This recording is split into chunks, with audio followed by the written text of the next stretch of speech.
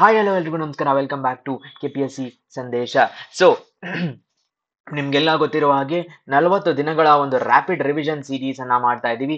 ಇದು ಮೂರನೆಯ ದಿನ ಆಫ್ ಈ ಸೀರೀಸು KAS 2024ಕ್ಕೆ ಮಾಡ್ತಾ ಇರುವಂತಹ ರ್ಯಾಪಿಡ್ ರಿವಿಷನ್ ಸೀರೀಸ್. ಇದು ಡೇ 3 ನಾವು 30 ಸುದ್ದಿಯಲ್ಲಿನ ಸ್ಥಳಗಳು, ಸೊ ಅತ್ಯಂತ ಮುಖ್ಯವಾದ ಸುದ್ದಿಯಲ್ಲಿನ ಸ್ಥಳಗಳನ್ನ ಕವರ್ ಮಾಡಬೇಕು ಅಂತ. ಸೊ ಈ ಸ್ಥಳಗಳೆಲ್ಲವೂ ಎಕ್ಸಾಮ್ ಅಲ್ಲಿ ಬರುವ ಚಾನ್ಸಸ್ ಇರುತ್ತೆ, ನಿಮ್ಗೆ ಗೊತ್ತಿದೆ. ಸೊ ಪ್ರಶ್ನೆ ಸ್ಥಳಗಳು ಹೆಸರು ನ್ಯೂಸ್ ಅಲ್ಲಿ ಇರೋದ್ರಿಂದ ಅದಕ್ಕೆ ರಿಲೇಟೆಡ್ ಆದಂತಹ ಪಾರ್ಟ್ಸ್ ಅನ್ನ ಬರುತ್ತದೆ. ಸೊ ತಡ ಮಾಡದೆ ಸ್ಟಾರ್ಟ್ ಮಾಡೋಣ. ನನ್ನ ಹೆಸರು ಸಂದೀಪ್ ದೇಶಪಾಂಡೆ. ಕ್ಲಾಸ್ ಅನ್ನ ಸ್ಟಾರ್ಟ್ ಮಾಡುವ ಮುಂಚೆ ಒಂದು ಪ್ರಶ್ನೆ ಇದೆ. ಈ ಪ್ರಶ್ನೆಗೆ ಸರಿಯಾದ ಉತ್ತರವನ್ನ ನೀವು ಕಮೆಂಟ್ಸ್ ಅಲ್ಲಿ ತಿಳಿಸಿ. 16ನೇ ಹಣಕಾಸು ಆಯೋಗದ ಅಧ್ಯಕ್ಷರು ಯಾರು ಅಂತ. ಸೊ ನಿನ್ನೆ ಡೇ 2 ಅಲ್ಲಿ ನಾವು ಮಾಡಿದಂತಹ ಕ್ಲಾಸಿನ ಒಂದು ಪ್ರಶ್ನೆ ಇದು. ನಂದಕಿಶೋರ್ ಸಿಂಗ್, ಅರವಿಂದ್ ಪನಗಾರಿಯಾ, ಅರವಿಂದ್ ಸುಬ್ರಹ್ಮಣ್ಯಂ ಮತ್ತು ಕಿರಿತ್ ಪಾರೇಖ್ ಇವರೆಷ್ಟರಲ್ಲಿ 16ನೇ ಹಣಕಾಸಿನ ಆಯೋಗದ ಅಧ್ಯಕ್ಷರು ಯಾರು ಅಂತ ಕಮೆಂಟ್ಸ್ ಅಲ್ಲಿ ತಿಳಿಸಿ. ಆಲ್ ರೈಟ್, ಮೊದಲನೆಯ ನ್ಯೂಸ್. ಲಕ್ಷದ್ವೀಪ್ ಭಾರತದ ಕೇಂದ್ರಾಡಳಿತ ಪ್ರದೇಶ. ನಿಮ್ಗೆಲ್ಲ ಗೊತ್ತಿರುವ ಹಾಗೆ ಪ್ರಧಾನಿ ನರೇಂದ್ರ ಮೋದಿ ಅವರು ಲಕ್ಷದ್ವೀಪಿಗೆ ಹೋಗಿ ಅವರು Facebook, Instagram post, Twitter post ಅನ್ನ ಹಾಕಿದ ಮೇಲೆ ಇದು ವೈರಲ್ ಆಗಿತ್ತು. ನೀವು ಮಾಲ್ದೀವ್ಸ್ಗೆ ಹೋಗಬೇಡಿ, ಲಕ್ಷದ್ವೀಪಿಗೆ ಹೋಗಿ ಅಂತ. ಸೊ ಅದಕ್ಕಾಗಿ ಇದು ನ್ಯೂಸ್ ಅಲ್ಲಿದೆ. ಇದರ ಬಗ್ಗೆ ಎಲ್ಲ ಮಾಹಿತಿಗಳನ್ನ ತಿಳ್ಕೊಳ್ಳುವ ಅವಶ್ಯಕತೆ ಅದರಿಂದ ಬರುತ್ತದೆ.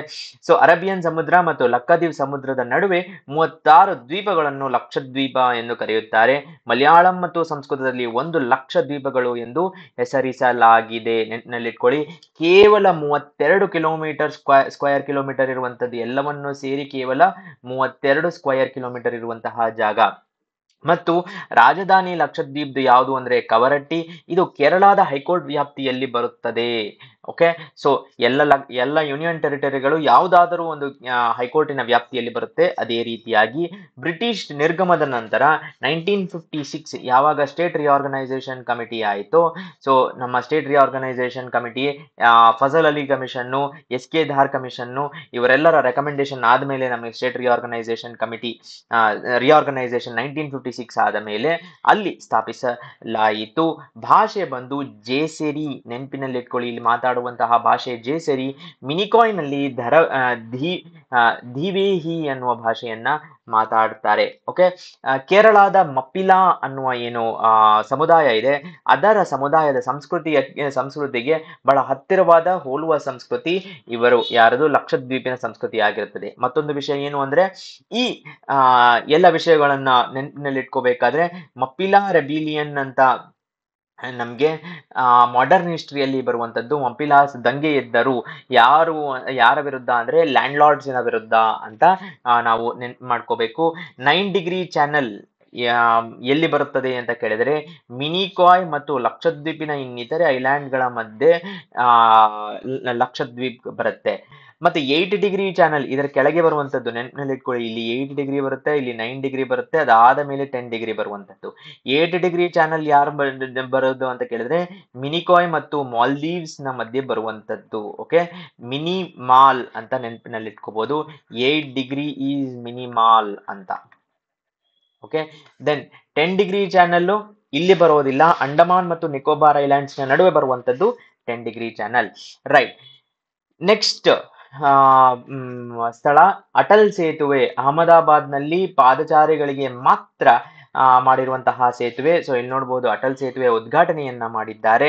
ಎಲ್ಲಿ ಅಂತ ಕೇಳಿದರೆ ಅಹಮದಾಬಾದಿನಲ್ಲಿ. ನೆನಪಿನಲ್ಲಿಟ್ಕೊಳ್ಳಿ, ಸಿಯಾಚನ್ನು, ಲದಾಖು, ಇಲ್ಲ ಈ ಕಡೆ ಅರುಣಾಚಲ್ ಪ್ರದೇಶ, ಸಿಕ್ಕಿಂ ಈ ತರದ ಆಪ್ಷನ್ಸ್ ಗಳನ್ನ ಕೊಟ್ಟಾಗ ಅದ್ಯಾವುದು ಅಲ್ಲ, ಅಹಮದಾಬಾದ್ ಅಲ್ಲಿ ಇರುವಂತದ್ದು. ಪಾದಚಾರಿಗಳು, ಸೈಕ್ಲಿಸ್ಟ್ ಗಳಿಗಾಗಿ ವಿನ್ಯಾಸಗೊಳಿಸಲಾಗಿದೆ. ಸಾಬರ್ಮತಿ ನದಿಯನ್ನು ವ್ಯಾಪಿಸುತ್ತದೆ. ಸೊ ಅದನ್ನ ಸಾಬರ್ಮತಿಯನ್ನ ಕ್ರಾಸ್ ಮಾಡೋದಕ್ಕೆ ಇರುವಂತದ್ದು. ಭಾರತದಲ್ಲಿ ಪಶ್ಚಿಮಕ್ಕೆ ಹರಿಯುವ ಪ್ರಮುಖ ನದಿ ವ್ಯವಸ್ಥೆಯ ಭಾಗ. ಸೊ ವೆಸ್ಟ್ ಫ್ಲೋಯಿಂಗ್ ರಿವರ್ಸ್ ಏನು ಭಾರತದಲ್ಲಿ ಇದೆ, ಅದರಲ್ಲಿ ಒನ್ ಆಫ್ ದ ಇಂಪಾರ್ಟೆಂಟ್ ಯಾವುದು ಅಂದ್ರೆ Sabarmati river. So Atal bridge, Ahmedabad, Sabarmati, west flowing river ಮತ್ತು ಕೇವಲ ಪಾದಚಾರಿಗಳು ಮತ್ತು ಸೈಕಲ್ ನಡೆಸುವವರಿಗೆ ಮಾತ್ರ. ಇದು ಮೋಟಾರ್ ಸೈಕ್ಲಿಸ್ಟ್ಗೆ, ಬೇರೆಯವರಿಗೆ ಅಲ್ಲ ಅನ್ನೋದನ್ನ ನೆನಪಿನಲ್ಲಿ ಇಟ್ಕೋಬೇಕು. ರೈಟ್, ಸೇಲಾ ರಸ್ತೆ ಸುರಂಗ ಉದ್ಘಾಟನೆ ಎಕ್ಸ್ಕವೇಷನ್ ಓಕೆ. ಸೊ ಉತ್ಖನನ ಅಂತ ಹೇಳ್ತಾ ಇದ್ದಾರೆ. ಏನಪ್ಪಾ ಅಂತ ಕೇಳಿದ್ರೆ ನೀವು ಇಲ್ಲಿ ನೋಡ್ಬೋದು ಮೇಲ್ಗಡೆ ಎಲ್ಲ ಹೀಗಿದೆ, ಅದರ ಮಧ್ಯದಲ್ಲಿ ಸೇಲಾ ಟನಲ್ ಅನ್ನ ಅಗೆದಿದ್ದಾರೆ, ದಟ್ ಈಸ್ ಎಕ್ಸ್ಕವೇಟ್ ಮಾಡಿ ಒಳಗಡೆ ಹೋಗುವಂತದ್ದು. ಓಕೆ. ಸೊ ಎಲ್ಲಿರೋದು ಅಂತ ಕೇಳಿದರೆ ಸೇಲಾ ಪಾಸ್ ಕೆಳಗೆ ಉತ್ಖನನ ಮಾಡಲಾಗಿದೆ. ಎತ್ತರದ ಪರ್ವತ pass, high altitude mountain pass ಇದು. ತವಾಂಗ್, ಅರುಣಾಚಲ್ ಪ್ರದೇಶದಲ್ಲಿರುವಂತಹ ತವಾಂಗ್ ನಲ್ಲಿರುವುದು. ಸೊ ಸೇಲಾ ಅನ್ನೋದು ನಾನು ಆಗ್ಲೇ ಹೇಳಿದೆ, ಅಟಲ್ ಸೇತು ಅಂದ ತಕ್ಷಣ ನಾವು ತವಾಂಗು ಅಥವಾ ಲದಾಖ್ ಅನ್ಕೋಬಾರ್ದು. ದಟ್ ಈಸ್ ನಮ್ಗೆ ಅಹಮದಾಬಾದ್ ಅಲ್ಲಿರುವಂತದ್ದು. ಸೇಲಾ ಪಾಸ್ ಬಂದ್ಬಿಟ್ಟು ಅರುಣಾಚಲ್ ಪ್ರದೇಶನ ತವಾಂಗ್ ಅಲ್ಲಿರುವಂತದ್ದು. ಅತ್ಯಂತ ಕಡಿಮೆ ಜನಸಾಂದ್ರತೆ ಇರುವ one of the cities Tawang. Okay.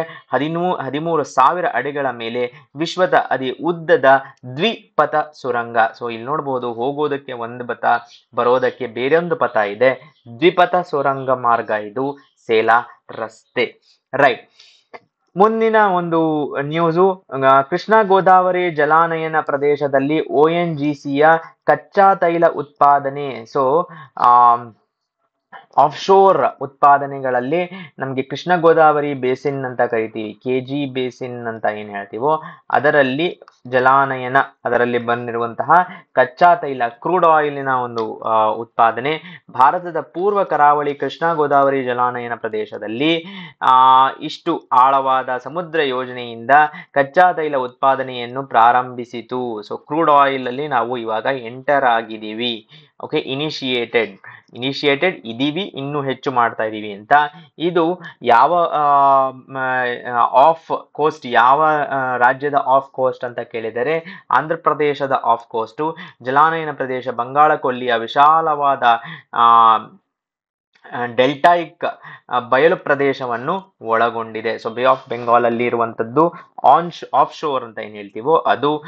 D6 block ಭಾರತದ ಅತಿ ದೊಡ್ಡ ನೈಸರ್ಗಿಕ ಅನಿಲ ನಿಕ್ಷೇಪಗಳನ್ನು ಹೊಂದಿದೆ. ಲಾರ್ಜೆಸ್ಟ್ ನೈಸರ್ಗಿಕ ಅನಿಲ, ನ್ಯಾಚುರಲ್ ಗ್ಯಾಸ್. ಸೊ ಪ್ರಶ್ನೆ ಹೀಗೆ ಬರ್ಬೋದು, ಇತ್ತೀಚೆಗೆ ಭಾರತದ ಅತ್ಯಂತ ದೊಡ್ಡ ನೈಸರ್ಗಿಕ ಅನಿಲವನ್ನು ನಿಮ್ಗೆ ಆಲಿಯಾ ಬೇಟ್ ಅಂತ ಇದೆ, ಎಲ್ಲಿ ಆಲಿಯಾ ಭಟ್ ಅಲ್ಲ, ಆಲಿಯಾ ಬೇಟ್ ಅಂತ ಮುಂಬೈ ಹತ್ರ ಅಲ್ಲಿ ಇರುವಂತದ್ದು. ಓಕೆ. ಸೊ ಅದಾಗಿರ್ಬೋದು, ಅಥವಾ ನಾರ್ತ್ ಈಸ್ಟ್ ಅಲ್ಲಿ ಕೆಲವಷ್ಟು ರೀಜನ್ಸ್ ಗಳಲ್ಲಿ ಸಿಗುತ್ತೆ, ಅದು ಯಾವುದು ಅಲ್ಲ. ಲಾರ್ಜೆಸ್ಟ್ ನೈಸರ್ಗಿಕ ಅನಿಲ ಸಿಕ್ಕಿರೋದು, ನಿಕ್ಷೇಪ ಇರೋದು D6 block of KG basin. Okay.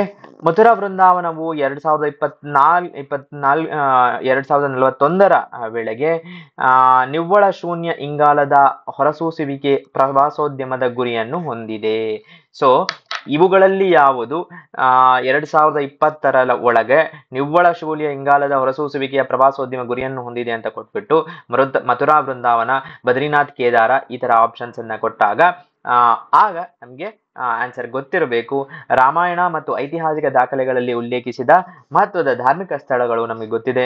Mathura ಮತ್ತು ವೃಂದಾವನ.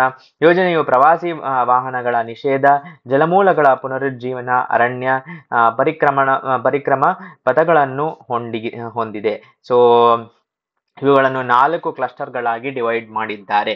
ಸೊ ಮಥುರಾ, ವೃಂದಾವನ ಇವುಗಳಿಗೆ ಯಾವ ಸೆಂಟ್ರಲ್ ಗವರ್ಮೆಂಟಿನ ಸ್ಕೀಮ್ಗಳು ಅನ್ವಯವಾಗುತ್ತೆ ಅಂತ ಕೇಳಿದರೆ ಅಮೃತ್ ಅನ್ನುವ ಸ್ಕೀಮು ಅನ್ವಯ ಆಗುತ್ತದೆ.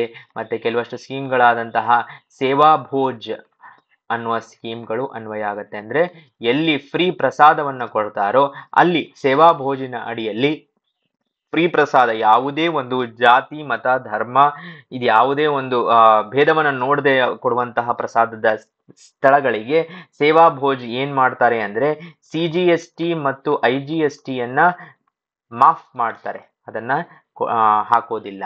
ಓಕೆ. ರೈಟ್.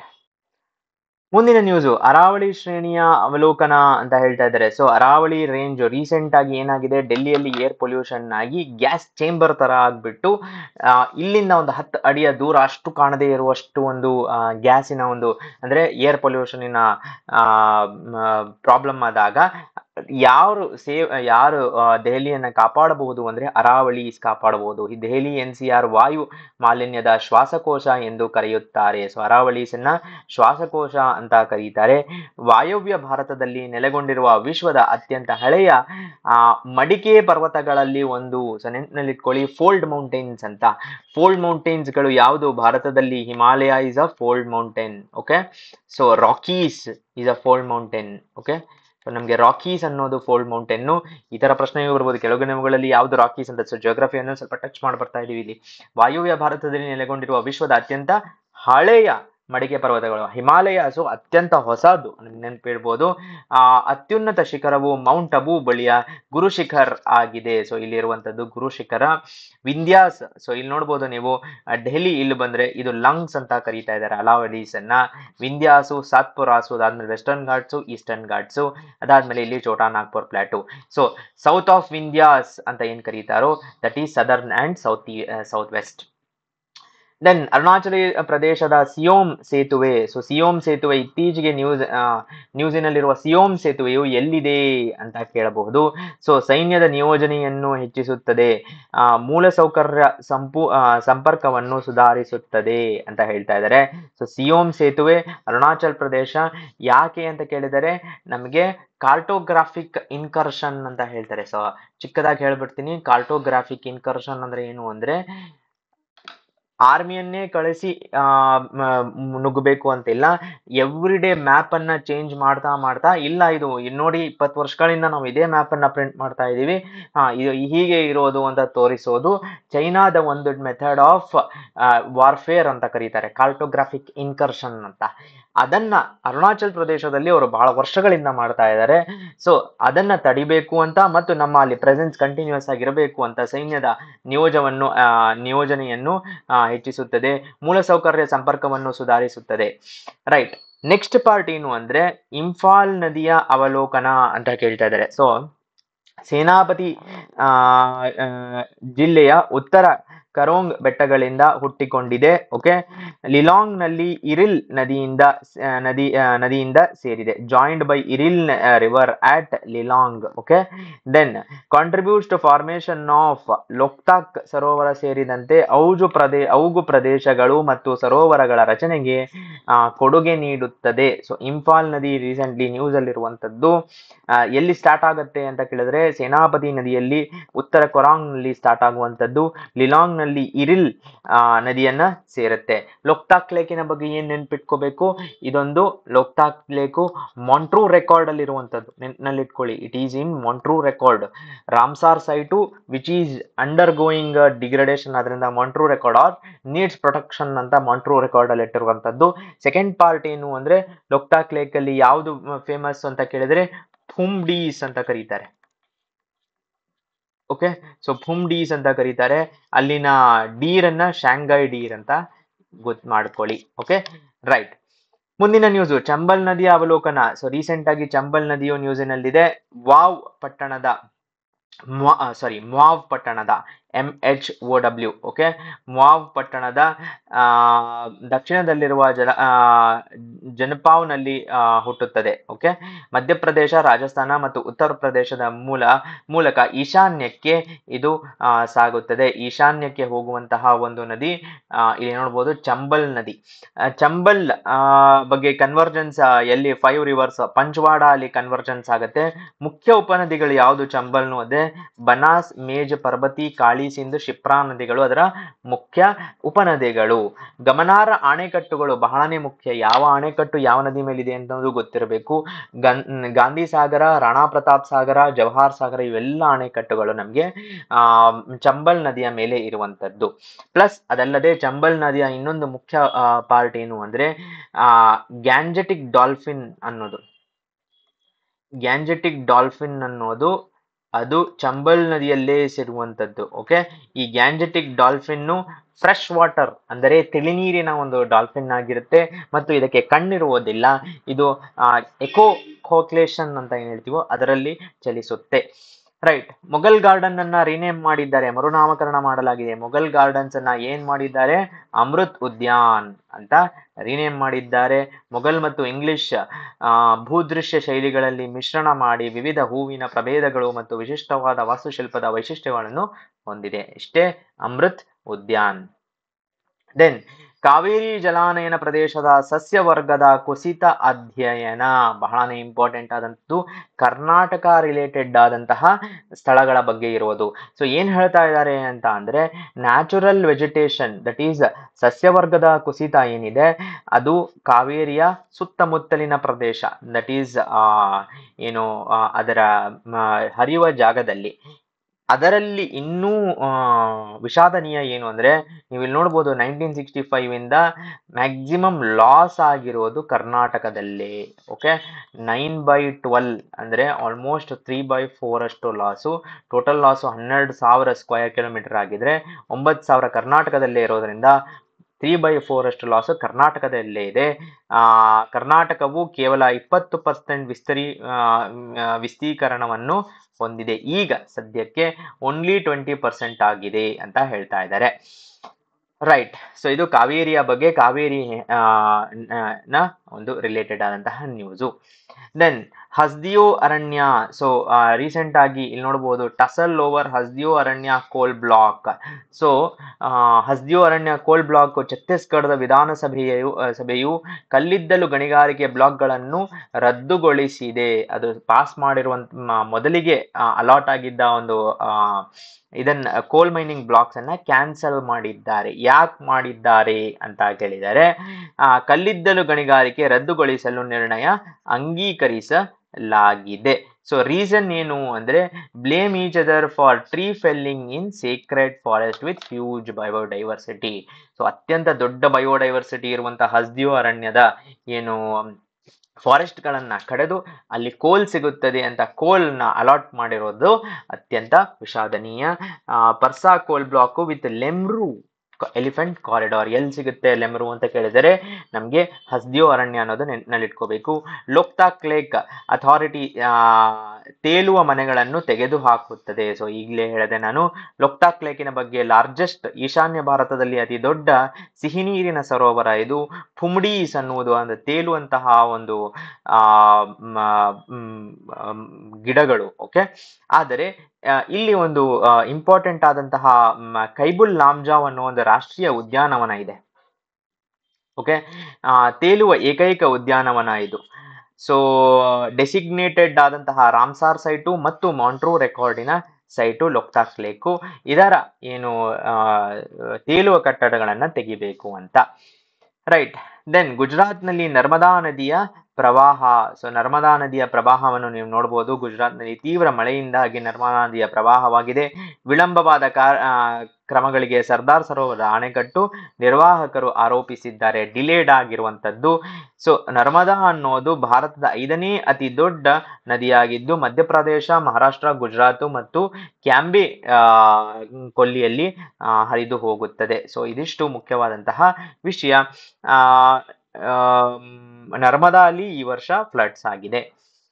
ದೆನ್ ಸುಬಾನ್ಸಿರಿ ಕೆಳ ಜಲವಿದ್ಯುತ್ ಯೋಜನೆಯ ಅವಲೋಕನ ಅಂತ ಹೇಳ್ತಾ ಇದ್ದಾರೆ. ಸೊ ಸುಬಾನ್ಸಿರಿ ಅಂತ ಒಂದು ನಮ್ಗೇನು ರಿವರ್ ಇದೆ, ಅದರ lower hydro electric project utilises ಅದರ ಪೊಟೆನ್ಷಿಯಲ್, ರಿವರ್ ಪೊಟೆನ್ಷಿಯಲ್ ಅನ್ನ ಯೂಸ್ ಮಾಡಬೇಕು ಅಂತ run of the river dam ಅಂತ ಕೇಳ್ತಾರೆ. ನೆನಪಿನಲ್ಲಿಟ್ಕೊಳ್ಳಿ, ಇದು ಮಲ್ಟಿಪರ್ಪಸ್ ಡ್ಯಾಮ್ ಅಲ್ಲ. ಮಲ್ಟಿಪರ್ಪಸ್ ಡ್ಯಾಮ್ ಅಂತ ಅಂದ್ರೆ ಅದರಲ್ಲಿ ಇರಿಗೇಷನ್ನು ಇರುತ್ತೆ ಮತ್ತು ಹೈಡ್ರೋ ಎಲೆಕ್ಟ್ರಿಸಿಟಿನೂ ಇರುತ್ತೆ. ಇದು ಬರೀ ಹೈಡ್ರೋ ಎಲೆಕ್ಟ್ರಿಕ್ ಡ್ಯಾಮ್ ಮಾತ್ರ. ಮತ್ತು ನಿರ್ಮಾಣ ಹಂತದಲ್ಲಿರುವ ಭಾರತದ ಅತಿ ದೊಡ್ಡ ಜಲಮಂಡಳಿ ಯೋಜನೆ. ಸೊ ಲಾರ್ಜೆಸ್ಟ್ ಹೈಡಲ್ ಪ್ರಾಜೆಕ್ಟ್ ಇದು, ಮತ್ತೆ ಇದನ್ನ NHPC ಅವರು ಹೈಡಲ್ ಮಾಡ್ತಿದ್ದಾರೆ. ದೆನ್ ವಾಲ್ಪರೈ. ಓಕೆ, ವಾಲ್ಪರೈ ಪ್ರಸ್ಥಭೂಮಿ ಆನೆ ವಲಸೆ ಅವಲೋಕನ. ಸೊ ರೀಸೆಂಟ್ ಆಗಿ ಈ ಆನೆಗಳು ಏನಿದೆ, ಮ್ಯಾನ್ ಅನಿಮಲ್ ಕಾನ್ಫ್ಲಿಕ್ಟ್, ಮನುಷ್ಯ ಮತ್ತು ಮೃಗಗಳ ಮಧ್ಯೆ ಒಂದು ಆಗುವಂತಹ ಕಾನ್ಫ್ಲಿಕ್ಟಿನ ಬಗ್ಗೆ ಇರುವಂತದ್ದು ಇದು. ಆನೆಗಳ ವಾರ್ಷಿಕ ವಲಸೆ ಸೇರಿದಂತೆ ವನ್ಯಜೀವಿಗಳಿಗೆ ನಿರ್ಣಾಯಕ ಆವಾಸ ಸ್ಥಾನ ಇದು. ಕ್ರೂಷಿಯಲ್ ಹ್ಯಾಬಿಟೇಟ್ ಎಲ್ಲಿ ಅಂದ್ರೆ ವಾಲ್ಪರೈ. ಎಲ್ಲಿ ಬರೋದು? ತಮಿಳುನಾಡಿನ ಕೊಯಂಬತ್ತೂರ್ ಡಿಸ್ಟ್ರಿಕ್ಟ್ ಅಲ್ಲಿ ಬರುವಂತದ್ದು. ಓಕೆ, ಸೊ ಇದು ಪಾರ್ಟ್ ಅಣ್ಣಾಮಲೈ ಹುಲಿ ಸಂರಕ್ಷಿತ ಪ್ರದೇಶದ ಒಂದು ಭಾಗ, ಜೀವ ವೈವಿಧ್ಯ ಮತ್ತು ಪರಿಸರ ಪ್ರಾಮುಖ್ಯತೆಗೆ ಕೊಡುಗೆ ನೀಡುತ್ತದೆ. ಸೊ ಈ ವಾಲ್ಪರೈ ಎಲಿಫೆಂಟ್ ಮೈಗ್ರೇಷನ್ ಯಾಕೆ ಇಂಪಾರ್ಟೆಂಟ್ ಆಗತ್ತೆ ಅಂದ್ರೆ, ಆನೆಗಳು ಮನುಷ್ಯರಿರುವ ಜಾಗವನ್ನು ಯಾಕೆ ಎಂಟರ್ ಮಾಡ್ತಾ ಇದ್ದಾರೆ ಅಂದ್ರೆ ಅವರಿಗಿರುವ ಜಾಗವನ್ನ ಅವರಿಗೆ ಬಿಟ್ಟಿಲ್ಲ ಕಾರಣ. ಓಕೆ, ಸೊ ಆನೆಗಳ ಚಲನವಲನ ಏನಿರುತ್ತೆ ಅದು ಬಹಳ ದೊಡ್ಡದಿರುತ್ತೆ. ಯಾವಾಗ ಆ ಚಲನವಲನವನ್ನ ನಾವು ಭೇದಿಸಿ ಒಂದು ರೋಡನ್ನ ಕನ್ಸ್ಟ್ರಕ್ಟ್ ಮಾಡ್ತೀವೋ ಆಗ ಅದು ಕನ್ಫ್ಯೂಸ್ ಆಗ್ಬಿಟ್ಟು ಇದು ನಾವು ಹೋಗ್ತಿರೋ ದಾರಿ ಅಲ್ಲ, ಇವ್ರು ಯಾಕೆ ಬರ್ತಾ ಇದ್ದಾರೆ ಅಂತ ಅಲ್ಲಿ ಮನುಷ್ಯ ಮತ್ತು ಮೃಗಗಳ ಮಧ್ಯೆ ಸಂಘರ್ಷವಾಗುವ ಚಾನ್ಸಸ್ ಇರುತ್ತದೆ. ಓಕೆ, ದೆನ್ ಎನ್ನೋರ್ ಕ್ರೀಕ್ ಕ್ರಿಟಿಕಲ್ ವೆಟ್ಲ್ಯಾಂಡ್ ಇನ್ ಚೆನ್ನೈ ಅನ್ನೋದು ಹಾಗೆ ಕನ್ವರ್ಟ್ ಆಗಿದೆ. ಸೊ ರೀಸೆಂಟ್ ಆಗಿ ಎನ್ನೋರ್ ಕ್ರೀಕಿನ ಬಗ್ಗೆ ಹೇಳಬೇಕು. ಆಯಿಲ್ ಸ್ಪಿಲ್ ಆಗಿದೆ ಎಲ್ಲಿ? ಎನ್ನೋರ್ ಕ್ರೀಕಿನಲ್ಲಿ. ಸೊ ಮೈಚಾಂಗ್ ಚಂಡಮಾರುತದ ಸಮಯದಲ್ಲಿ ಚೆನ್ನೈ ಪೆಟ್ರೋಲಿಯಂ ಕಾರ್ಪೊರೇಷನ್ ಲಿಮಿಟೆಡ್ ನಿಂದ ಬಕಿಂಗ್ಹ್ಯಾಮ್ ಕಾಲುವೆ ತೈಲ ಸೋರಿಕೆಯಾಗಿದೆ. ಸೊ ಬಕಿಂಗ್ಹ್ಯಾಮ್ ಕೆನಾಲ್ ಎಲ್ಲಿದೆ ಅಂತಲೂ ಕೇಳುವ ಚಾನ್ಸಸ್ ಇದೆ. ಎನ್ನೋರ್ ಕ್ರೀಕು ಮತ್ತು ಇದು ಒಂದು ಬಫರ್ ಸಮುದ್ರದಿಂದ ಅಣಿಯಾರ್ ಕೋಸಸ್ಥಲೈಯಾರ್. ಸೊ ಇಲ್ಲಿ ನೋಡ್ಬೇಕು, ಅಣಿಯಾರ್ ಕೋಸಸ್ಥಲೈಯಾರ್ ಬೇಸಿನ್ ಆಕ್ವಿಫರ್ಸ್ ಫ್ರಮ್ ಸಿ. 3 ನದಿಗಳ ಪ್ರವಾಹ ಪ್ರದೇಶಗಳಲ್ಲಿ ನೆಲೆಗೊಂಡಿರುವ ಚೆನ್ನೈ ವಿಪತ್ತುಗಳ ಸಮಯದಲ್ಲಿ ನೈಸರ್ಗಿಕ ಆಘಾತ ಮತ್ತು ಉಕ್ಕು ಪ್ರದೇಶವನ್ನು ಅವಲಂಬಿಸಿದೆ. ಬೇಸಿಕಲಿ ಏನಾಗಿದೆ ಅಂದ್ರೆ, ಚಂಡಮಾರುತ ಆದ ಮೇಲೆ ಆಯಿಲ್ ಸ್ಪಿಲ್ ಆಗಿದೆ. ಈ ಆಯಿಲ್ ಸ್ಪಿಲ್ ಅನ್ನ ಹೇಗೆ ಸಮುದ್ರದ ಎಲ್ಲ ಕಡೆ ಹರಡ್ಬಿಟ್ಟಾಗ ಅದು ಮರೀನ್ ಲೈಫಿಗೆ ಅಫೆಕ್ಟ್ ಆಗತ್ತೆ. ಸೊ ಅದನ್ನ ಹೇಗೆ ತಡೆಗಟ್ಟಬೇಕು, ಆಯಿಲ್ ಸ್ಪಿಲ್ ಹೇಗ್ ಮಾಡಬೇಕು ಅಂದ್ರೆ ಬಯೋ ರಿಮಿಡಿಯೇಷನ್ ಅಂತ ಮಾಡ್ತಾರೆ. ಸೊ ಬಯೋ ರಿಮಿಡಿಯೇಷನ್ ಮಾಡ್ಬಿಟ್ಟು ಅದನ್ನ ತೆಗೀತಾರೆ. ಓಕೆ, ದೆನ್ ಬೇಕಲ್ಕೋಟೆ ಅವಲೋಕನ. ಸೊ ಬೇಕಲ್ಕೋಟೆ ರೀಸೆಂಟ್ಲಿ ಮತ್ತೆ ನ್ಯೂಸ್ ಅಲ್ಲಿತ್ತು. ಕೇಳದಿಯ ರಾಜವಂಶದ ಶಿವಪ್ಪ ನಾಯಕ ಅವರು ಕಟ್ಟಿಸಿರುವಂತದ್ದು ಬೇಕಲ್ಕೋಟೆ. ನೀರಿನ ಟ್ಯಾಂಕು, ಟಿಪ್ಪು ಸುಲ್ತಾನ್ ವೀಕ್ಷಣಾ ಗೋಪುರ, ಸೊ ಅಂಕುಡೊಂಕಾದ ಪ್ರದೇಶ ದ್ವಾರ ಇವೆಲ್ಲವೂ ಹೊಂದಿರುವಂತಹ ಒಂದು ಪ್ರದೇಶ. ಸೊ ಬೇಕಲ್ಕೋಟೆ 1650 ಕೇಳದಿ ರಾಜವಂಶ ಶಿವಪ್ಪ ನಾಯಕ ಅವರು ಕಟ್ಟಿಸಿರುವಂತದ್ದು. ಓಕೆ, ಸೊ ಇಲ್ಲಿ ನೇವಲ್ ಫೋರ್ಸಸ್ಗೆ ಆಲ್ಸೋ ಜಾಗ ಇದೆ ಮತ್ತು ಕೋಟೆಯಲ್ಲಿ ಹೋಲ್ಸ್ ಇದೆ ಸ್ಟ್ರಾಟಜಿಕ್ ಡಿಫೆನ್ಸ್ಗೋಸ್ಕರ. ದೆನ್ ಹರಾಮಿ ನಾಲಾ, ನೆನಪಿನಲ್ಲಿಟ್ಕೊಳ್ಳಿ. ಹರಾಮಿ ನಾಲಾ ಅಂತ ಎಲ್ಲಿ ಬರುತ್ತೆ ಅಂದ್ರೆ ಇಂಡಿಯಾ ಪಾಕಿಸ್ತಾನ್ ಬಾರ್ಡರ್, ಎಲ್ಲಿ? ಗುಜರಾತ್ ಬಾರ್ಡರ್ ಅಲ್ಲಿ ಬರುವಂತದ್ದು. ಸರ್ ಕ್ರೀಕು ಹರಾಮಿ ನಾಲಾ ಎರಡು ಪಕ್ಕದಲ್ಲೇ ಬರುವಂತದ್ದು. ಓಕೆ, ಸೊ ಸರ್ ಕ್ರೀಕ್ ಅನ್ನೋದು ಕೆನಾಲ್ ಏನಿದೆ ಇಲ್ಲಿ ಕಾಣ್ತಾ ಇದೆ, ಇದು ಡಿಸ್ಪ್ಯೂಟೆಡ್ ಕೆನಾಲ್. ಯಾಕೆ ಅಂತ ಕೇಳಿದರೆ, ಇಲ್ಲಿ ಪಾಕಿಸ್ತಾನ ಇದೆ, ಇಲ್ಲಿ ಇಂಡಿಯಾ ಇದೆ, ಇದು ಎರಡರ ನಡುವೆ ಇಲ್ಲಿ ಲೈನ್ ಆಗಿ ಇದು ಹೋಗ್ತಾ ಇದೆ. ಬಟ್ ಎಲ್ಲಿ ಪಾಕಿಸ್ತಾನ ಇದೆ, ಎಲ್ಲಿ ಇಂಡಿಯಾ ಇದೆ ಅನ್ನೋದು ಗೊತ್ತಿಲ್ಲ ಅಂತ ಅವ್ರು ಹೇಳ್ತಾ ಇದ್ದಾರೆ, ಗೊತ್ತು ಅಂತ ನಾವು ಹೇಳ್ತಾ ಇದ್ದೀವಿ. ಹರಾಮಿ ನಾಲಾ 22 ಕಿಲೋಮೀಟರ್ ಉಬ್ಬರವಿಳಿತದ ಚಾನೆಲ್ ಭಾರತ ಪಾಕಿಸ್ತಾನ ಕಾರ್ಯನಿರ್ವಹಿಸಿದೆ. So serving as this surrounded by marine species ಮತ್ತು ಮಾರ್ಷಿ ವೆಟ್ಲ್ಯಾಂಡ್ಗಳು. ಸರ್ ಕ್ರೀಕ್ ಬಗ್ಗೆ ನಾನು ಈಗಷ್ಟೇ ಹೇಳಿದೆ. ಸಿಂಧೂ ನದಿ ಎಸ್ಚುವರಿ ಮುಖಜ ಭೂಮಿಯಲ್ಲಿ ಉಬ್ಬರವಿಳಿತ ನದಿ ಪ್ರಾಂತ್ಯದಿಂದ ಗುಜರಾತ್ ರಾಜ್ಯವನ್ನು ಪ್ರತ್ಯೇಕಿಸುತ್ತದೆ. ಎರಡೂ ಚಾನೆಲ್ಗಳು ನೀರು ಮತ್ತು ಮಣ್ಣನ್ನು ಸಾಗಿಸುತ್ತದೆ. ಬೇಸಿಗೆಯ ಉಷ್ಣತೆಗಿಂತ ಹೆಚ್ಚಿರುತ್ತದೆ. ಸೊ ಇಷ್ಟನ್ನ ನೀವು ನೋಡ್ಕೋಬಹುದು. ಸರ್ ಕ್ರೀಕು ಮತ್ತು ಹರಾಮಿ ನಾಲಾ ಇದರ ಬಗ್ಗೆ. ಎಲ್ಲಿ? ರನ್ ಆಫ್ ಕಚ್ ಹತ್ರ ಬರುವಂತದ್ದು. ಓಕೆ, ಸೊ ಇದು ಇಂಟರ್ನ್ಯಾಷನಲ್ ಬಾರ್ಡರ್. ಇಲ್ಲಿ ನೋಡ್ಬೋದು ನೀವು, ಇಂಟರ್ನ್ಯಾಷನಲ್ ಬಾರ್ಡರು ಪಾಕಿಸ್ತಾನ ಮತ್ತು ಭಾರತ, ಈ ಕಡೆ ಸಿಂಧು, ಈ ಕಡೆ Gujarat. Konkan belt. Okay, so coastal plains recent ಆಗಿ ಇದು ನ್ಯೂಸಿನಲ್ಲಿ ಇದ್ದಂಥದ್ದು. ಮಹಾರಾಷ್ಟ್ರ, ಗೋವಾ ಮತ್ತು ಕರ್ನಾಟಕದ ಉದ್ದಕ್ಕೂ ವ್ಯಾಪಿಸಿದೆ. ಕಿರಿದಾದ ತಗ್ಗು ಪ್ರದೇಶ 50 ಕಿಲೋಮೀಟರ್ ಅಗಲ ಇರುವಂತದ್ದು. Okay, so only 50 kilometres difference. ಒಂದು ಕಡೆ ವೆಸ್ಟರ್ನ್ ಘಾಟ್ಸು, ಇನ್ನೊಂದು ಕಡೆ ಅರೇಬಿಯನ್ ಸಿ, ಇನ್ನೊಂದು ಕಡೆ ದಮನ್ ಗಂಗಾ ರಿವರು, ಇನ್ನೊಂದು ಕಡೆ ಅಘನಾಶಿನಿ ರಿವರು. ಇದು ಎಲ್ಲ ಬೌಂಡರೀಸ್ ಯಾವ್ದರದ್ದು? ಕೊಂಕಣ್ ಬೆಲ್ಟಿನದ್ದು. ದೆನ್ ಕಾಬಲ್ಗಲಿ ಮುಷ್ಕೋ ವ್ಯಾಲಿ ಅವಲೋಕನ ಎಲ್ಲಿರೋದು ಅಂತ ಕೇಳಿದರೆ, ಕಾರ್ಗಿಲ್ನ ಡ್ರಾಸ್ ಸೆಕ್ಟರ್ ಅಲ್ಲಿರುವಂತದ್ದು. ಸೊ ನೀವು ಇಲ್ಲಿ ನೋಡ್ಬೋದು, ಈ ವ್ಯಾಲಿ ಅಂತ ಏನ್ ಹೇಳ್ತಾ ಇರೋದು ಇದು ಪರ್ವತ, ಎರಡು ಪರ್ವತಗಳ ಮಧ್ಯೆ ಇರುವುದೇ ವ್ಯಾಲಿ. ಓಕೆ, ಕಾರ್ಗಿಲಿನ ಡ್ರಾಸ್ ಸೆಕ್ಟರ್ ಅಲ್ಲಿ ನಿಂತಿರೋದು ಉತ್ತರ ಕಾಶ್ಮೀರದ ಗುರೇಜ್ ಕಣಿವೆಯನ್ನು ಒಳಗೊಂಡಿದೆ. ಸೊ ನಾರ್ತ್ ಕಾಶ್ಮೀರಿನ ಗುರೇಜ್ ಕಣಿವೆ. ಮುಷ್ಕೋ ಡ್ರಾಸ್ ಸೆಕ್ಟರ್ ಅನ್ನಿರುವ ಮುಷ್ಕೋ ಕಣಿವೆಯೊಂದಿಗೆ ಸಂಪರ್ಕಿಸುತ್ತದೆ. ಕಾಬಲ್ ಗಲಿ ಗುರೇಜ್ನಲ್ಲಿ ಅತಿ ಎತ್ತರದ ಪಾಸ್ ಗುರೇಜ್ ಅನ್ನು ಮುಷ್ಕೋ ಕಣಿವೆಗೆ ಸಂಪರ್ಕಿಸುತ್ತದೆ ಅಂತ ಹೇಳ್ತಾ ಇದ್ದಾರೆ. ಸೊ ಕಾಬಲ್ ಗಲಿ, ಕಾರ್ಗಿಲ್ಲು, ಡ್ರಾಸ್ ಸೆಕ್ಟರು ಇಷ್ಟನ್ನ ನೆನಪಿನಲ್ಲಿ ಇಟ್ಕೋಬೇಕು. Then O valley union place of Tamil Nadu, Karnataka ಮತ್ತು Kerala. So O valley is located in ಅಂತ ಕೇಳ್ಬಿಟ್ಟು, ಓ ಎಲ್ಲೋ ಇದೇನೋ ಕೇಳದೆ ಇರುವಂತ ತರ ಇದೆ ಅಂತ ಅರುಣಾಚಲ್ ಪ್ರದೇಶ, ಲದ್ದಾಖ್ ಮಾರ್ಕ್ ಮಾಡೋದಲ್ಲ. ಆನೆಗಳಿಂದ ಉಂಟಾದ ಇತ್ತೀಚಿನ ಮಾನವ ಸಾವುಗಳು, ನಾನು ಈಗಷ್ಟೇ ಹೇಳಿದೆ, ಮನುಷ್ಯ ಮೃಗಗಳ ಕಾನ್ಫ್ಲಿಕ್ಟ್ ಸಂಘರ್ಷ, ಮುದುಮಲೈ ರಾಷ್ಟ್ರೀಯ ಉದ್ಯಾನವನ ಮತ್ತು ನ್ಯೂ ಅಮರಂಬಲಂ ಓಕೆ ಮೀಸಲು ಅರಣ್ಯದ ನಡುವೆ ಇದೆ. ಇದೆರಡು ನಡುವೆ ಇರುವಂತದ್ದು ಓ ವ್ಯಾಲಿ. ಮುಖ್ಯ ಬೆಳೆಗಳಲ್ಲಿ ಚಹಾ, ಕಾಫಿ, ಏಲಕ್ಕಿ, ಲವಂಗ, ಮೆಣಸು, ಶುಂಠಿ, ಬಾಳೆ. ಆಕರ್ಷಣೆ ಏನು ಅಂತ ಅಂದ್ರೆ ಸಂತಾನಮಲೈ ಅನ್ನುವ ಶ್ರೀಗಂಧದ ಬೆಟ್ಟ ಓ ವ್ಯಾಲಿಯಲ್ಲಿ ಇರುವಂತದ್ದು. ಸೊ ಎರಡು ಬೆಟ್ಟಗಳ ನಡುವೆ ಇರುವಂತಹ ವ್ಯಾಲಿಯನ್ನೇ ಓ ವ್ಯಾಲಿ ಅಂತ ಕರೀತಾರೆ. ದೆನ್ ಮಚಲಿಪಟ್ನಂನಲ್ಲಿ ಒಂದು ಬಂದರು CRZ ನ ಕ್ಲಿಯರೆನ್ಸ್ ಅನ್ನ ಪಡೆದಿದೆ. ಕೋಸ್ಟಲ್ ರೆಗ್ಯುಲೇಷನ್ ಝೋನ್ ಅಂತ ಏನ್ ಹೇಳ್ತೀವಿ, ಅದರ ಕ್ಲಿಯರೆನ್ಸ್ ಅನ್ನ ಮಚಲಿಪಟ್ನಂನಲ್ಲಿರುವಂತಹ ಒಂದು ಜಿಲ್ಲೆ ಪಡೆದಿದೆ. ಆಂಧ್ರ ಪ್ರದೇಶನ ಕೃಷ್ಣ ಜಿಲ್ಲೆಯಲ್ಲಿ ಇರುವಂತದ್ದು. ಓಕೆ, ಯುರೋಪಿಯನ್ ವ್ಯಾಪಾರ ಸಂಪರ್ಕಗಳೊಂದಿಗೆ ಐತಿಹಾಸಿಕ ಬಂದರು ಪಟ್ಟಣ. ಸೊ ಮಚಲಿಪಟ್ನಂ ನೀವು ಗೊತ್ತಿಟ್ಕೋಬೇಕು, ಹಿಸ್ಟಾರಿಕ್ ಮಾಡರ್ನ್ ಹಿಸ್ಟ್ರಿಯಿಂದನೂ ಇಂಪಾರ್ಟೆಂಟು. ನಮ್ಮ ಬ್ರಿಟಿಷ್ ಮತ್ತು ಫ್ರೆಂಚ್ನ ಫ್ಯಾಕ್ಟರಿಗಳಿದ್ದಂಥದ್ದು. ಬಂಗಾಳ ಕೊಳ್ಳಿ ತೀರದಲ್ಲಿ ಆಳವಾದ ಸಮುದ್ರ ಬಂದರು. ಸೊ ಈ ಪೋರ್ಟ್ ಏನಿದೆ 5250 ಕೋಟಿಗಳಲ್ಲಿ ಮಾಡ್ತಾ ಇರುವಂಥದ್ದು. 30 ತಿಂಗಳಲ್ಲಿ ಫಸ್ಟ್ ಫೇಸ್ ಕಂಪ್ಲೀಟ್ ಆಗಬೇಕು ಅಂತ. So port development important. Then ಸರ್ಕಾರವು ಮತಿಹಾನಿ ಶಂಭು ಸೇತುವೆಯನ್ನು ತೆರವುಗೊಳಿಸಿದೆ. ಮತಿಹಾನಿ ಶಂಭು ಸೇತುವೆ ಎಲ್ಲಿ ಬರುತ್ತದೆ ಅಂತ ಕೇಳಿದರೆ ಬಿಹಾರದ ಬೇಗುಸರಾಯ್ ಯಾವುದಕ್ಕೆ ಫೇಮಸ್ಸು ಅಂತ ಕೇಳಿದರೆ ರೆಡ್ ಕಾರಿಡಾರ್ ಇನ್ನ ಒಂದು ಮುಖ್ಯ ಭಾಗ. Red corridor is related to what ಅಂತ ಕೇಳಿದರೆ ಮಾವೋಯಿಸ್ಟ್ ಕಿಲ್ಲಿಂಗ್ಸ್. ಸೊ ಮಾವೋಯಿಸ್ಟರ ಒಂದು ತೀವ್ರ ಪ್ರಭಾವವಿರುವಂತಹ ಜಾಗ ಬೇಗುಸರೈ. ಸೊ ರೀಸೆಂಟ್ಲಿ ಕನ್ಹಯ್ಯ ಕುಮಾರ್ ಅವರು ಅಲ್ಲಿ ಎಲೆಕ್ಷನ್ ಅನ್ನ ಕಂಟೆಸ್ಟ್ ಮಾಡಿದ್ದರು. ಬೇಗುಸರಾಯ್ ಸೇತುವೆ ಯೋಜನೆ ಮತಿಹಾನಿ ಮತ್ತು ಶಂಭುವನ್ನು ಸಂಪರ್ಕಿಸುತ್ತೆ. ಸೊ ಇದೆರಡನ್ನ ಕನೆಕ್ಟ್ ಮಾಡುತ್ತೆ. NH3180 ಇದಷ್ಟು ಇಂಪಾರ್ಟೆಂಟ್ ಅಲ್ಲ. NHAI ನಿಮಿತಿ ಪ್ರಯಾಣ ಮಾರ್ಗವನ್ನು ಕಡಿಮೆ ಮಾಡಲು ಮತ್ತು ಕೈಗಾರಿಕಾ ಸುರಕ್ಷತೆಯನ್ನು ಖಚಿತಪಡಿಸಿಕೊಳ್ಳಲು ನಿರೀಕ್ಷಿಸಿದೆ. ಯಾಕೆ ಇದು ಇಂಪಾರ್ಟೆಂಟ್ ಆಗುತ್ತೆ ಅಂದ್ರೆ ಮಾವೋಯಿಸ್ಟರ ಪ್ರಕಾರ ಡೆವಲಪ್ಮೆಂಟ್ ಅನ್ನೋದು ಅವರು against development which is led by state government, okay, or any government. So ಅವರು ಯಾವುದೇ ಒಂದು ಹೊಸ ಬ್ರಿಡ್ಜು, ಹೊಸ ಸ್ಕೂಲು ಅಥವಾ ಹೊಸ ಯಾವುದೇ ಒಂದು ಬಿಲ್ಡಿಂಗ್ಸ್ ಅನ್ನ ಕಟ್ಟಿದರೆ ಅದನ್ನ ಬಾಂಬ್ ಮಾಡ್ತಾರೆ. ಆದರೆ ಅದು ಡೆವಲಪ್ಮೆಂಟ್ಗೆ ಮುಖ್ಯ.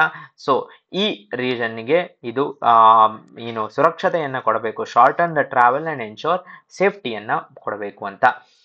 Then Aibawk cluster Shyam Prasad Mukherjee rurban ಮಿಷನ್ನಿನ ಅಡಿಯಲ್ಲಿ ಮೊದಲ ಕ್ಲಸ್ಟರ್ ರೂರ್ಬಾನ್ ಅಂತ ಹೇಳಿದರೆ ರೂರಲ್ ಮತ್ತು ಅರ್ಬನ್ ಇನ ಮಿಷನ್ನು ಶ್ಯಾಮ್ ಪ್ರಸಾದ್ ಮುಖರ್ಜಿ ಅವರ ರಾಷ್ಟ್ರೀಯವಾದಿ ಜನನಾಯಕರು ಮಿಜೋರಾಂನ ಐಜಾವಲ್ ಅಲ್ಲಿ ಮಾಡಿರುವಂತದ್ದು. ಐಬಾಕ್ ಮಿಷನ್ನಿನ ಅಡಿಯಲ್ಲಿ ministry of rural development Mizoram become the first cluster to be completed under the SP Mukherjee rurban mission. So Aibawk ನೆನಪಿನಲ್ಲಿ ಇಟ್ಕೊಳ್ಳಿ. ಅಭಿವೃದ್ಧಿಪಡಿಸುವ ಗುರಿಯನ್ನು ಹೊಂದಿದೆ. ಸಮಗ್ರ ಅಭಿವೃದ್ಧಿ ಮತ್ತು ಮೂಲಸೌಕರ್ಯ. ಆಸ್ ಯೂಶುವಲ್ ಸಮಗ್ರ ಅಭಿವೃದ್ಧಿ, ಮೂಲಸೌಕರ್ಯ ಅಂದ್ರೆ ಇನ್ಫ್ರಾಸ್ಟ್ರಕ್ಚರ್. ದೆನ್ ವಿಜಿಜಂ ಬಂದರು ಯೋಜನೆ ಇದೆ. ಅದಾನಿ ಗ್ರೂಪಿನ ಕೇಂದ್ರ ಪಡೆಗಳ ಭದ್ರತೆಯನ್ನು ಕೋರಿದೆ ಅಂತ ಹೇಳ್ತಾ ಇದ್ದಾರೆ. ಸೊ ರೀಸೆಂಟ್ಲಿ ಇಲ್ಲಿ ಏನಾಗಿದೆ ಅಂದ್ರೆ ಕನ್ಸ್ಟ್ರಕ್ಷನ್ ಯಾವುದು ನಡೀತಾ ಇದೆ, ಒಂದು PPP ಖಾಸಗಿ ಮತ್ತು ಸರ್ಕಾರದ ಒಂದು ಯೋಜನೆಯ ಒಂದು ಅಡಿಯಲ್ಲಿ ನಡೀತಾ ಇರುವಂತದ್ದು. ಇದು ನಿರ್ಮಾಣದ ಟೈಮ್ ಅನ್ನು ತಪ್ಪಿದೆ. ಸಮುದ್ರ ಕೊರತೆ ಮತ್ತು ಜೀವನೋಪಾಯ ಕಾಳಜಿಯಿಂದಾಗಿ ಮೀನುಗಾರರ ಪ್ರತಿಭಟನೆಗಳು. ಸೊ ಮೀನುಗಾರರಿಂದ ಪ್ರತಿಭಟನೆಯಾಗಿದೆ, ಹಾಗಾಗಿ ಅದಾನಿ ಗ್ರೂಪ್ ಅವರು ಭದ್ರತೆಯನ್ನ ಕೋರಿದ್ದಾರೆ. ಸೊ ವಿಜಿಜಂ ಪೋರ್ಟಿನ ಪ್ರಾಜೆಕ್ಟಿನ ಬಗ್ಗೆ. ದೆನ್ ಬರಾಕ್ ನದಿಯ ಹೂಳೆತ್ತುವ ಕೆಲಸ, ದಟ್ ಈಸ್ ಡ್ರೆಜಿಂಗ್ ವರ್ಕ್ ಅಂತ ಏನ್ ಹೇಳ್ತೀವೋ ಅದನ್ನ ಡ್ರೆಜಿಂಗ್ ಕಾರ್ಪೊರೇಷನ್ ಆಫ್ ಇಂಡಿಯಾಗೆ ಕೊಟ್ಟಿದ್ದಾರೆ. ಓಕೆ, ಸೊ ದೆನ್ ಎಲ್ಲಿರೋದು ಇದು ಅಂತ ಕೇಳಿದರೆ ಬಾದರ್ಪುರದಿಂದ ಬಾಂಗಾದವರೆಗೆ ಆಳದ ಪ್ರದೇಶ. ಬೇಸಿಕಲಿ ಯಾವಾಗ ರಿವರ್ ಬಂದ್ಬಿಟ್ಟು ಡೆಪಾಸಿಟ್ ಆಗುತ್ತೋ ಅಲ್ಲಿ ಎಲ್ಲ ಸಿಲ್ಟ್ ಎಲ್ಲ ಡೆಪಾಸಿಟ್ ಆಗಿರುತ್ತೆ, ಅದನ್ನ ಡ್ರೆಡ್ಜಿಂಗ್ ಮಾಡಿ ತೆಗಿತಾರೆ. ಸಂಚಾರ ಮತ್ತು ಸಾರಿಗೆಯನ್ನು ಸುಧಾರಿಸಲು ಇರೋದು ಬರಾಕ್ ನದಿಯಲ್ಲಿ ಇದು ಆಗಿರೋದು. ದೆನ್ ಪಾರ್ಶ್ವನಾಥ್ ಮತ್ತು ಶತ್ರುಂಜಿ ಹಿಲ್ ಅವಲೋಕನದ ಬಗ್ಗೆ. ಜಾರ್ಖಂಡಿನ ಪಾರ್ಶ್ವನಾಥ್ ಬೆಟ್ಟ ಸಿಗ್ನಿಫಿಕೆಂಟ್ ಆದಂತಹ ಜೈನ ದೇವಾಲಯ, ಶಿಖರ್ಜಿಯ ಜೈನ ದೇವಾಲಯ, ಮತ್ತು ಗುಜರಾತಿನ ಶತ್ರುಂಜಿ ಬೆಟ್ಟ ಜೈನರಿಂದ ಪವಿತ್ರವೆಂದು ಪರಿಗಣಿಸಲ್ಪಟ್ಟ ಇದು ಆದಿನಾಥ ದೇವಾಲಯವನ್ನು ಹೊಂದಿದೆ. ಹತ್ತಿರದಲ್ಲಿ ಶತ್ರುಂಜಿ ನದಿ ಕೂಡ ಹರಿಯುತ್ತದೆ. ಇವೆರಡರ ಬಗ್ಗೆ ರೀಸೆಂಟ್ಲಿ ನ್ಯೂಸ್ ಇರೋದ್ರಿಂದ ತಿಳ್ಕೋಬೇಕು. ಮಾಡರ್ನ್ ಹಿಸ್ಟ್ರಿ ಅಥವಾ ಏನ್ಷಿಯಂಟ್ ಹಿಸ್ಟ್ರಿಯಲ್ಲಿ ಕೂಡ ಪ್ರಶ್ನೆಗಳು ಬರುವ ಚಾನ್ಸಸ್ ಇರುತ್ತೆ. ದೆನ್ ಭರತಪುರದಲ್ಲಿನ ಬೌದ್ಧ ಮಠ. ಓಕೆ, ಸೊ ಪಶ್ಚಿಮ ಬಂಗಾಳದಲ್ಲಿ ಪತ್ತೆಯಾಗಿದೆ ಒಂದು ಬೌದ್ಧ ಮಠ. ಸೊ ಇಲ್ಲಿ ನೋಡಬಹುದು, ಏನು ಇಲ್ಲದೆ ಇರುವಂತಹ ಜಾಗದಲ್ಲಿ ಒಂದು ಬೌದ್ಧ ಮಠ ಪ್ರದೇಶದ ಐತಿಹಾಸಿಕ ಮಹತ್ವದ ಪ್ರತಿಬಿಂಬಿಸುತ್ತದೆ. ರೀಸೆಂಟ್ಲಿ ಎಲ್ಲಿ ಒಂದು ಬುದ್ಧಿಸ್ಟ್ ಟೆಂಪಲ್, ಬುದ್ಧಿಸ್ಟ್ ಮಠ ಕಂಡಿದೆ ಅಂತ ಕೇಳಿದರೆ ಭರತ್ಪುರದ ಪಶ್ಚಿಮ ಬಂಗಾಳದ ಭರತ್ಪುರದಲ್ಲಿ ಯಾಯಾತ್ಸು ಸರೋವರ. ಸೊ ಜೀವವೈದ್ಯ ಪರಂಪರೆಯ ತಾಣ, ಸೊ ಬಯೋಡೈವರ್ಸಿಟಿ ಹೆರಿಟೇಜ್ ಸೈಟ್ ಆಗಿ ಘೋಷಿಸಲಾಗಿದೆ. ಎಲ್ಲಿರೋದು ಅಂತ ಕೇಳಿದರೆ ಯಯಾತ್ಸು ಅನ್ನೋದು ಲದಾಖ್ನಲ್ಲಿ ಇರುವಂಥದ್ದು. ಸೊ ಅರುಣಾಚಲ್ ಪ್ರದೇಶ, ಸಿಕ್ಕಿಮ್ಮು, ಭೂಟಾನ್, ಇದು ನಮ್ಮ ಮಣಿಪುರ, ಮಿಜೋರಾಂ, ತ್ರಿಪುರ ಇದು ಯಾವುದೂ ಅಲ್ಲ, ಲದಾಖ್ನಲ್ಲಿರುವಂಥದ್ದು. ಪರಿಸರ ಪ್ರಾಮುಖ್ಯತೆ ಮತ್ತು ಶ್ರೀಮಂತ ಪಕ್ಷಿ ಜನಸಂಖ್ಯೆಗೆ ಹೆಸರುವಾಸಿಯಾಗಿರುವಂಥದ್ದು ಯಯಾತ್ಸು ಸರೋವರ. ರೈಟ್. ಒರಾಂಗ್ ರಾಷ್ಟ್ರೀಯ ಉದ್ಯಾನವನ ವಿಸ್ತರಣೆ. ಸೊ ಒರಾಂಗಿನ ಒಂದು ರಾಷ್ಟ್ರೀಯ ಉದ್ಯಾನವನ ವಿಸ್ತರಣೆ ಆಗ್ತಾ ಇರೋದು ಎಷ್ಟು ಟೈಮ್ಸ್ ಅಂದ್ರೆ 3 ಪಟ್ಟು ವಿಸ್ತರಣೆ. ಎಲ್ಲಿರೋದು ಇದು ಅಂದ್ರೆ ಅಸ್ಸಾಂನಲ್ಲಿರೋದು. ಸೊ ಮುಖ್ಯವಾದಂತಹ ಪಾರ್ಟು ಒರಾಂಗ್ನಲ್ಲಿ ಬಹಳಷ್ಟು ಅನಿಮಲ್ಸ್ ಇದಾವೆ. ಅದು ಏನು ಅಳತೆ ಇದೆ ಇಷ್ಟಿರೋದನ್ನ 3 ಟೈಮ್ಸ್ ಮಾಡ್ತಾ ಇದ್ದಾರೆ. ಓಕೆ, ಸೊ ಇದು ಇವಾಗ 1 ಕಿಲೋಮೀಟರ್ ಇದ್ರೆ 3 ಕಿಲೋಮೀಟರ್ಸ್ ಮಾಡ್ತಾ ಇದ್ದಾರೆ. ಓಕೆ, ಸೊ ಮೊದಲು ಇಷ್ಟಿರೋದನ್ನ 3 ಟೈಮ್ಸ್ ಮಾಡ್ತಾ ಇದ್ದಾರೆ ಒರಾಂಗ್ ರಾಷ್ಟ್ರೀಯ ಉದ್ಯಾನವನ. ದೆನ್ ದಾಲ್ ಸರೋವರ ಪುನರುಜ್ಜೀವನ ಅಥವಾಸ್ ಉಪಕ್ರಮ ಅಂತ ಅಥವಾಸ್ ಇನಿಷಿಯೇಟಿವ್ ಯಾವ ಸರೋವರಕ್ಕೆ ಸೇರಿರೋದು ಅಂತ ಕೇಳಿದರೆ ದಾಲ್ ಸರೋವರ. ಸಮುದಾಯದ ಭಾಗವಹಿಸುವಿಕೆಯನ್ನ ಕೇಳ್ತಾ ಇದ್ದಾರೆ. ಕಳೆ ಕಿತ್ತಲು, ದಟ್ ಈಸ್ ಡಿವೀಡಿಂಗ್ ಮತ್ತು ಹೂಳೆತ್ತುವ ಚಟುವಟಿಕೆಗಳು ಇಲ್ಲಿ ಪ್ರಾರಂಭವಾಗಿದ್ದಾವೆ. ರೈಟ್. ಸೊ ಇದರೊಂದಿಗೆ ನಾವು 30 ಅತ್ಯಂತ ಮುಖ್ಯವಾದ ಏನು ಸ್ಥಳಗಳಿದಾವೋ ಅದನ್ನ ನೋಡಿದೀವಿ. ನೆಕ್ಸ್ಟ್ ಕ್ಲಾಸಲ್ಲಿ ಮತ್ತೆ ಸಿಗೋಣ. ನಿಮ್ಮ ಸಪೋರ್ಟ್ ಹೀಗೆ ಇರಲಿ. ಧನ್ಯವಾದ.